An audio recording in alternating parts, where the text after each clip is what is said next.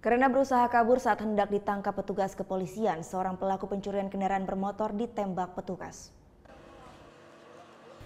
Irfansyah, pelaku pencurian sepeda motor ini terpaksa harus merasakan timah panas dari petugas Polsek Kuta Selatan.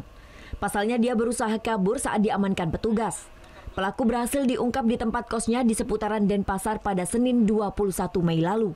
Sedangkan sepeda motor hasil curiannya dia jual di media sosial dengan harga 1,3 hingga 3 juta rupiah per unitnya.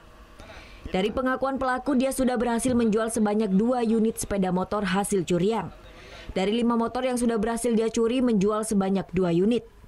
Cara melancarkan aksinya pun tergolong unik. Pelaku khusus mengincar kunci motor yang masih nyantol. Setelah menemukan target, pelaku kemudian memarkir kendaraannya sekitar 200 meter dari TKP. 200 meter. Kemudian dia akan mengambil motor yang kunci nyantol itu, dibawa ke tempat kosnya di Denpasar, Jalan Mahendra Data. 1 jam atau 2 jam berikutnya dia akan balik untuk mengambil motornya dengan menumpang ojek. Ini modus baru. Polisi kini masih mendalami kasus ini, termasuk memeriksa 2 orang pembeli motor curian yang kini masih berstatus saksi. Sementara dari tangan tersangka, polisi berhasil mengamankan 3 motor hasil curian dan 1 motor milik tersangka. Untuk kasus ini tersangka dijerat dengan pasal 362 KUHP dengan ancaman hukuman 5 tahun penjara. Surya Sanjaya melaporkan untuk NET.